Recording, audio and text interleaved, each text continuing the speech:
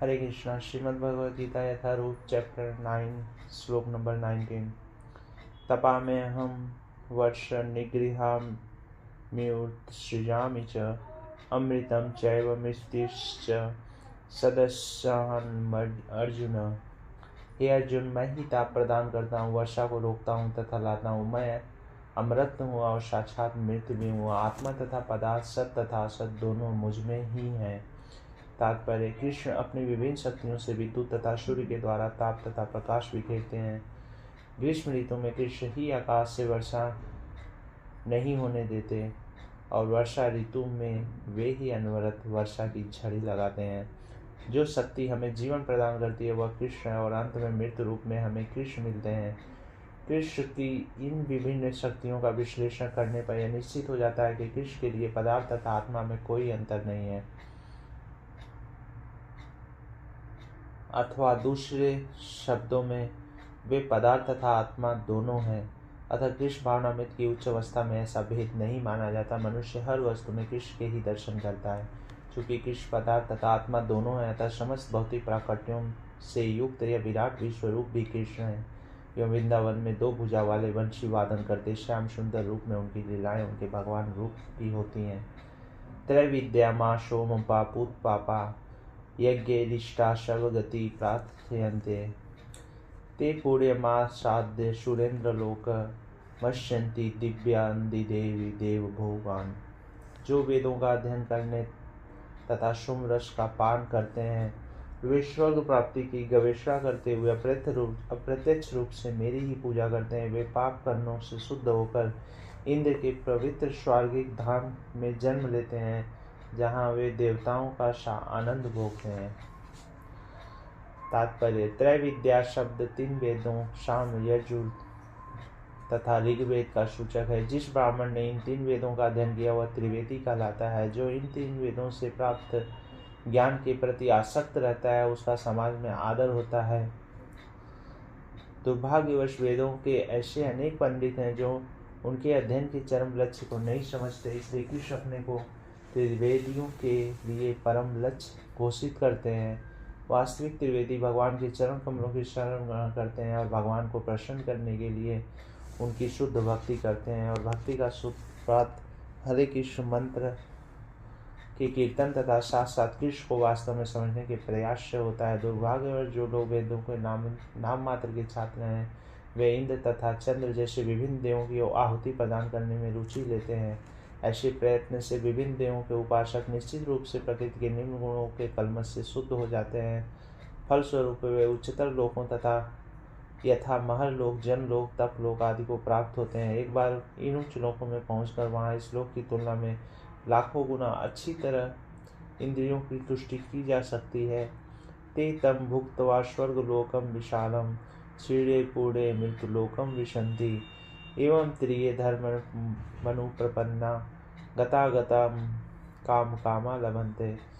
इस प्रकार जब वे उपासक विस्तृत स्वर्गिक इंद्रिय सुख को भोग लेते हैं और उनके पुण्य कर्मों के फल क्षीण हो जाते हैं, तो वे इस मृत्यु लोक में पुनः लौट आते हैं। और इस प्रकार जो तीनों वेदों के सिद्धांतों में दृढ़ रहकर इंद्रिय सुख की गवेषणा करते हैं, उन्हें जन्म मृत्यु का चक्र ही मिल पाता है। तात्पर्य: जो स्वर्ग लोक प्राप्त करता है उसे दीर्घ जीवन तथा विषय सुख की श्रेष्ठ सुविधाएं प्राप्त होती हैं, तो भी उसे वहां सदा नहीं रहने दिया जाता। पूरे कर्मों के फलों के क्षीण होने पर उसे पुनः उस पृथ्वी पर भेज दिया जाता है, जैसा कि वेदांत सूत्र में इंगित किया गया है। जन्माद्यश्यतः, जिसने पूर्ण ज्ञान प्राप्त नहीं किया या जो समस्त कारणों के कारण कृष्ण को नहीं समझता, वह जीवन के चरम लक्ष्य को प्राप्त नहीं कर पाता। वह बार बार स्वर्ग को तथा फिर पृथ्वी लोक को आता जाता रहता है, मानो वह किसी चक्र पर स्थित हो जो कभी ऊपर जाता है और कभी नीचे आता है। सारांश यह है कि वैकुंठ लोक न जाकर स्वर्ग तथा मृत्यु लोक के बीच में जन्म मृत्यु के चक्कर में घूमता रहता है। अच्छा तो वह यह होगा कि सच्चिदानंद जीवन भोगने के लिए वैकुंठ लोक की प्राप्ति की जाए, क्योंकि वहां से इस दुखमय संसार में लौटना नहीं होता। अनन्याशिश्चिन्तयन्तो माम ये जना पर्युपासते तेषां नित्याभियुक्तानां योगक्षेमं वहाम्यहम्। किंतु जो लोग अनन्य भाव से मेरे दिव्य स्वरूप का ध्यान करते हुए निरंतर मेरी पूजा करते हैं, उनकी जो आवश्यकताएं होती हैं उन्हें मैं पूरा करता हूँ, और जो कुछ उनके पास है उसकी रक्षा करता हूँ।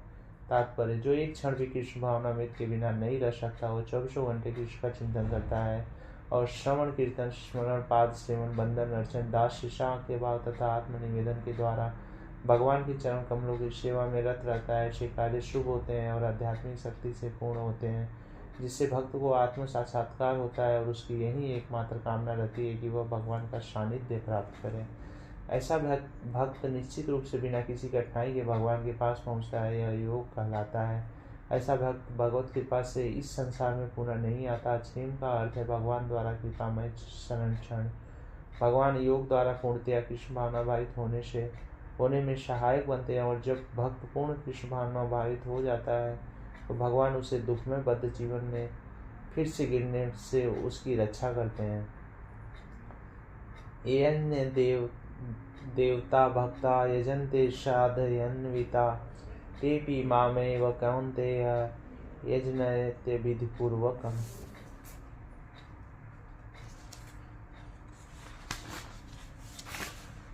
हे कुंती पुत्र, जो लोग अन्य देवताओं के भक्त हैं और उनकी श्रद्धा पूर्वक पूजा करने वास्तव में वे भी मेरी ही पूजा करते हैं, किंतु वे यह टूट-फूट ढंग से करते हैं। तात्पर्य, श्री कृष्ण का कथन है कि जो लोग अन्य देवताओं की पूजा में लगे रहते हैं वे अधिक बुद्धिमान नहीं होते। यद्यपि ऐसी पूजा अप्रत्यक्षतः मेरी ही पूजा है।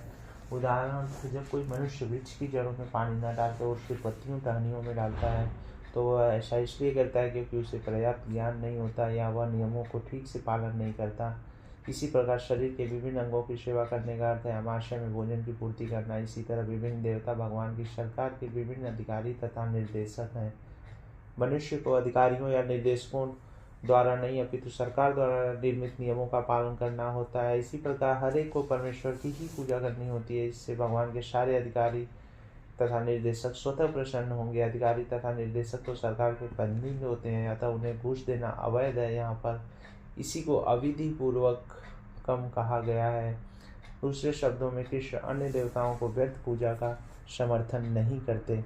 अहम ही सर्वज्ञ ज्ञाना भोक्ता च प्रभुरेव च न तु माम विजानन्ति तत्त्वेनातश्वन्ति ते।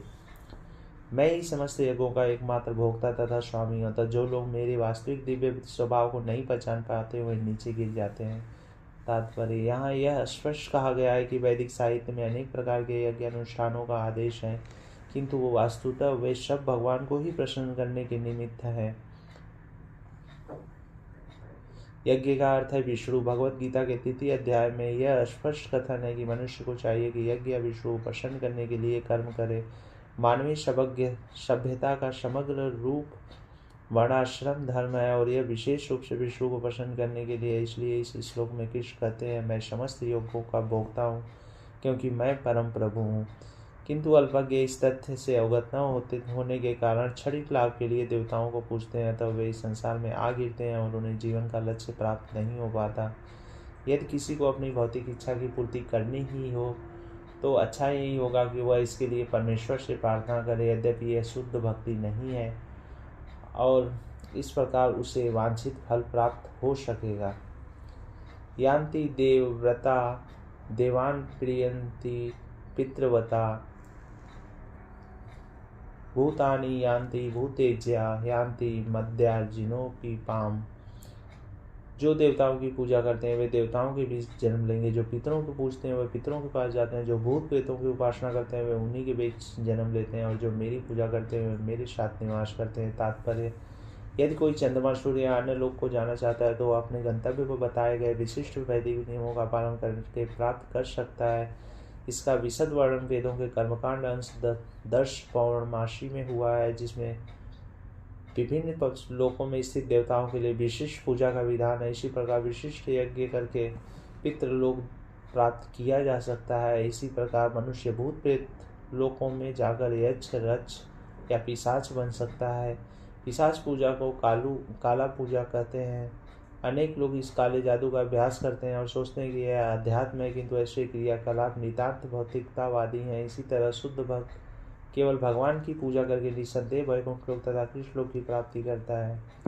इस श्लोक के माध्यम से यह समझना सुगम है कि जब देवताओं की पूजा करके कोई स्वर्ग प्राप्त कर सकता है तो फिर शुद्ध भक्त कृष्ण या विष्णु के लोक क्यों नहीं प्राप्त कर सकता। दुर्भाग्यवश अनेक लोगों को कृष्ण तथा विष्णु के दिव्य लोकों की सूचना नहीं आता, न जानने के कारण वह नीचे गिर जाते हैं। यहाँ तक कि निर्विशेषवादी भी ब्रह्म ज्योति से नीचे गिरते हैं।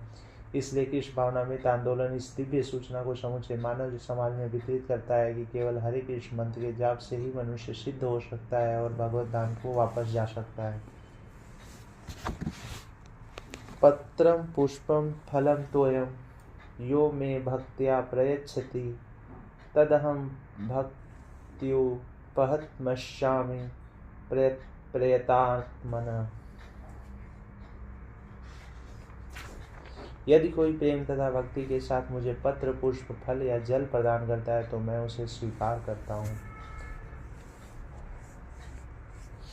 तात्पर्य: नित्य सुख के लिए अस्थायी आनंदमय धाम प्राप्त करने हेतु बुद्धिमान व्यक्ति के लिए यह अनिवार्य है कि वह कृष्ण भावना भावित होकर भगवान की दिव्य प्रेमा भक्ति में तत्पर है। ऐसा आश्चर्यमय फल प्राप्त करने की विधि इतनी सरल है कि निर्धन से निर्धन व्यक्ति की योग्यता का विचार किए बिना इसे पाने का प्रयास करना चाहिए। इसके लिए एकमात्र योग्यता इतनी है कि वह भगवान का शुद्ध भक्त हो। इसके लिए इससे कोई अंतर नहीं पड़ता कि वह क्या है और कहाँ स्थित है। यह विधि इतनी सरल है कि यदि प्रेम पूर्वक एक पत्ती, थोड़ा सा जल या फल ही भगवान को अर्पित किया जाए तो भगवान इसे सहज स्वीकार करते हैं। अतः किसी प्रकार किसी को भी कृष्ण भावनामृत से रोका नहीं जा सकता, क्योंकि यह सरल है और व्यापक है। ऐसा कौन मूर्ख होगा जो इस सरल विधि से कृष्ण भावना भावित नहीं होना चाहेगा और सच्चिदानंदमय जीवन की परम सिद्धि नहीं चाहेगा। कृष्ण को केवल प्रेमा भक्ति चाहिए और कुछ नहीं। कृष्ण तो अपने शुद्ध भक्त से एक छोटा सा फूल तक ग्रहण करते हैं, किंतु अभक्त से वे कोई भेंट नहीं चाहते। उन्हें किसी से कुछ भी नहीं चाहिए, क्योंकि वे आत्मतुष्ट हैं। तो भी वे अपने भक्त की भेंट प्रेम तथा स्नेह के विनिमय से में स्वीकार करते हैं। कृष्ण भावनामृत विकसित करना जीवन का चरम लक्ष्य है। इस श्लोक में भक्ति शब्द का उल्लेख 2 बार यह घोषित करने के लिए हुआ है कि भक्ति ही कृष्ण के पास पहुंचने का एकमात्र साधन है। किसी अन्य शर्त से यथा ब्राह्मण, विद्वान, धनी, महान विचारक होने से कृष्ण किसी प्रकार की भेंट लेने को तैयार नहीं होते। भक्ति ही मूल सिद्धांत है। इसके बिना वे किसी से कुछ भी लेने के लिए प्रेरित नहीं किए जा सकते। भक्ति कभी हेतुकी नहीं होती है, यह शाश्वत विधि है। यह परब्रह्मा की सेवा में प्रत्यक्ष कर्म है। यह बतला कर कि वे एकमात्र भोक्ता, आदि स्वामी और समस्त यज्ञ भेंटों के वास्तविक लक्ष्य हैं। अब भगवान कृष्ण यह बताते हैं कि वे किस प्रकार की भेंट पसंद करते हैं। यदि कोई शुद्ध होने तथा जीवन के लक्ष्य तक पहुंचने के उद्देश्य से भगवत भक्ति करना चाहता है तो उसे चाहिए कि वह पता करे कि भगवान उससे क्या चाहते हैं। कृष्ण से प्रेम करने वाला उन्हें उनकी इच्छित वस्तु देगा और कोई ऐसी वस्तु भेंट नहीं करेगा जिसकी उन्हें इच्छा न हो या उन्होंने मांगी न हो। इस प्रकार कृष्ण को मांस, मछली तथा अंडे भेंट नहीं किए जाने चाहिए। यदि उन्हें इन वस्तुओं की इच्छा होती तो वे इनका उल्लेख करते हैं। उल्टे वे स्पष्ट आदेश देते हैं कि उन्हें पत्र, पुष्प, जल तथा फल अर्पित किए जाएं और वे इन्हें स्वीकार करेंगे। अतः हमें समझना चाहिए कि वे मांस, मछली तथा अंडे स्वीकार नहीं करेंगे। शाक, अन्न, फल, दूध तथा जल यही मनुष्यों के उचित भोजन है और भगवान कृष्ण ने ही इन्हीं का आदेश दिया है। इनके अतिरिक्त हम जो भी खाते हैं वो उन्हें अर्पित नहीं किया जा सकता, क्योंकि वे उसे ग्रहण नहीं करेंगे।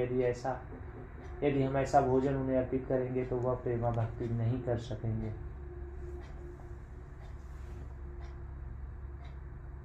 तृतीय अध्याय के 13वें श्लोक में श्री कृष्ण बताते हैं कि यज्ञ का उच्छिष्ट ही शुद्ध होता है।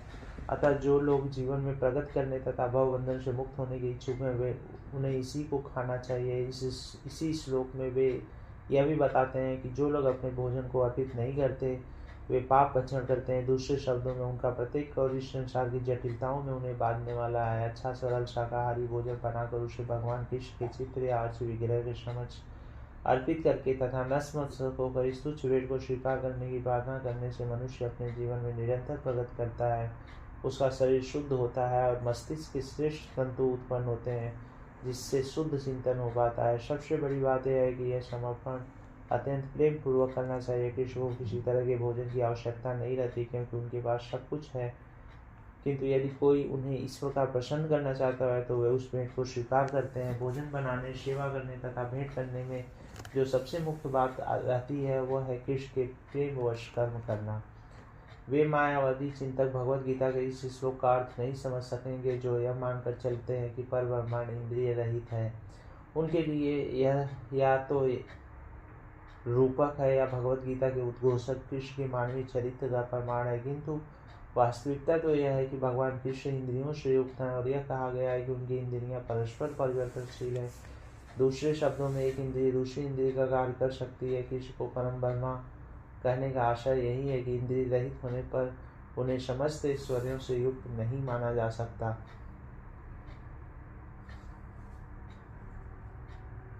सातवें अध्याय में कृष्ण ने बतलाया कि वे प्रकृति के गर्भ में जीवों को स्थापित करते हैं। इससे वे प्रकृति पर दृष्टिपात करते हैं। अतः यहाँ पर भी भक्तों द्वारा भोजन अर्पित करते हुए भक्तों का प्रेम पूर्ण शब्द सुनना कृष्ण के द्वारा भोजन करने तथा उसके स्वाद लेने के ही समरूप है।